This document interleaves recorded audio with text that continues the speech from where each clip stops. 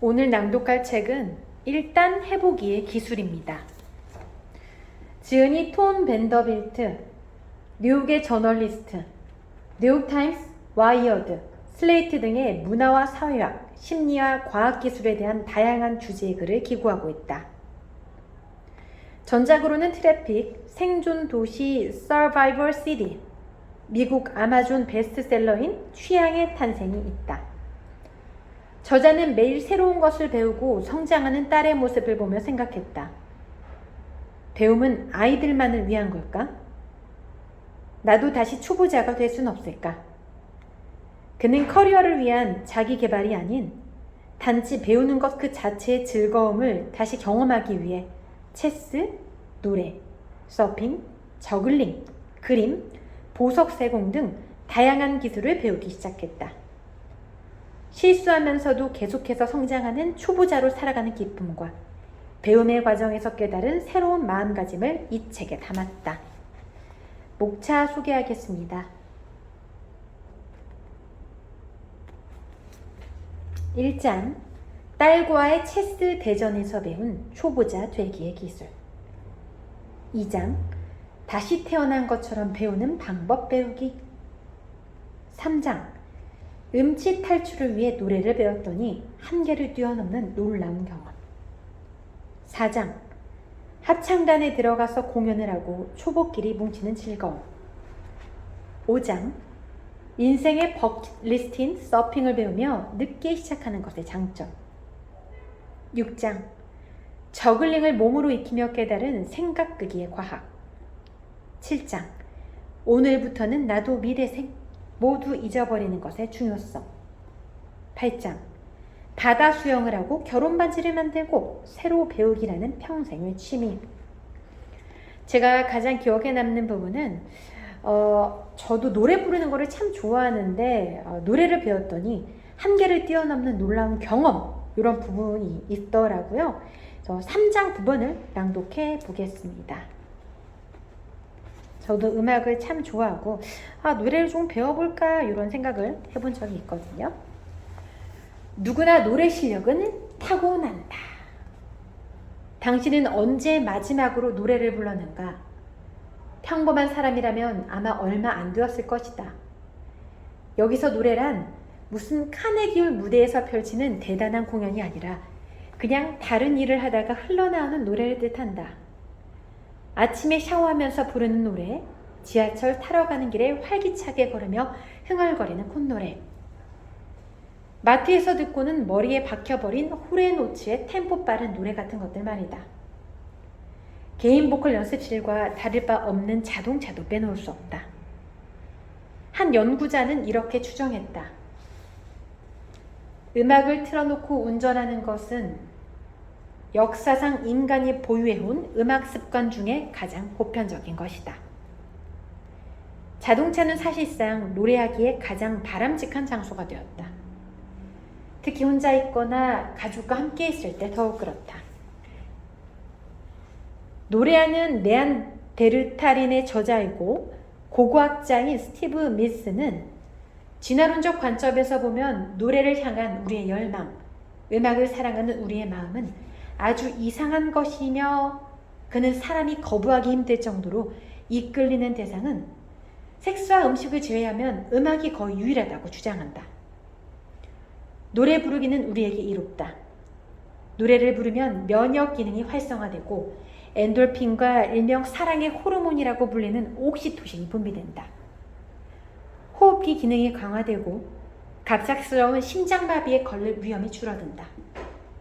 심박수, 혈압, 소화를 비롯한 여러 신체 기능을 잘 수행하도록 뇌를 보조하는 미주신경이라는 중요한 신경섬유 뭉치가 활성화됨으로써 우울증이 개선되기도 한다. 우리가 규칙적으로 하는 일이자 우리에게 이토록 큰 즐거움을 주고 몸에도 좋은 것이 특정한 목적 없이 존재하는 것일까? 미스는 음악 실력이 인간의 유전자에 깊이 새겨져 있다고 주장한다. 언어가 없던 시절, 인간은 목소리의 높낮이와 리듬으로 소통했다. 이런 방법으로 서로 대화하고 감정을 표현하고 사회적 유대감을 형성했다. 언어가 발생하면서 일상적인 의사소통을 언어가 담당하게 되자 노래는 좋은 감정과 상호 유대감을 느끼는데 초점을 맞추게 되었다고 미세는 주장한다. 우리는 노래할 때 아주 오래된 노래를 부른다. 우리가 처음으로 부모가 되어 아기를 품에 안고 아기의 눈을 바라볼 때 말로 못다할 기쁨으로 똘똘 뭉친 이 꼬물거리는 작은 생명체에게 뭘 해줘야 할지 몰라 지금까지는 한 번도 내보지 않은 기분 좋은 음으로 옹알이 소리를 낸다. 아니면 노래를 불러준다. 이는 아이가 처음으로 단어를 말하기 한참 전부터 하는 일이기도 하다. 부모는 아이에게 말도 안 되는 노래 혹은 아무 노래나 불러준다. 그냥 그렇게 해야 할 것 같은 느낌이 든다. 마치 본능의 문이 열리듯 오랫동안 잊고 지낸 이 언어, 마음을 향한 이 소리, 친구나 배우자에게는 사용하지 않을 이 언어가 다시 살아난다. 누구도 그렇게 하라고 시킨 적이 없는데도 우리는 아기들에게 특별한 방식으로 노래를 불러준다. 본능적으로 따뜻한 느낌이 드는 노래다.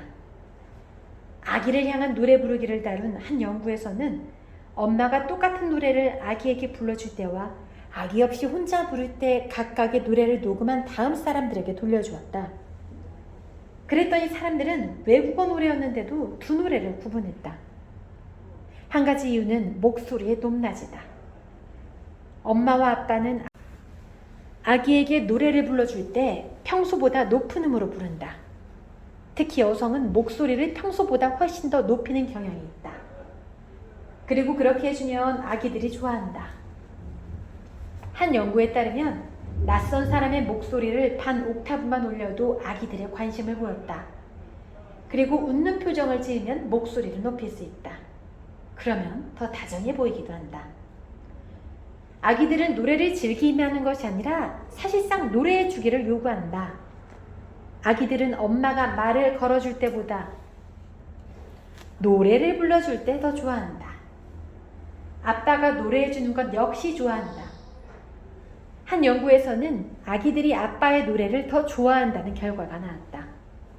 아빠들이 노래를 더 잘해서가 아니라 아기에게 노래해주는 사람이 보통 엄마이기 때문이다. 단지 남성의 노래가 신기하다는 이유로 매력을 느낀 것이다. 이해가 된다. 아이가 막 태어났을 때 나는 온갖 신기한 기술을 서둘러 배워야 하는 상황이었고 나 자신이 다시 여러 분야의 초보자가 되었다는 사실을 발견했다. 노래를 할 줄은 알았다. 못하는 사람이 어디 있는가? 하지만 머릿속을 뒤져 어렴풋이 기억하는 자장가를 부르다 보니 흔적기관처럼 퇴화한 기술을 다시 꺼내는 듯한 기분이었다. 그러나 내가 초보자라는 것은 나에게 어떤 자유가 있다는 뜻이었다. 아직 전문 지식과 기대감이라는 부담을 지고 있지 않았기 때문이다. 4kg밖에 안 나가는 딸에게 노래를 불러주는 아빠라고? 얼마나 멋진가.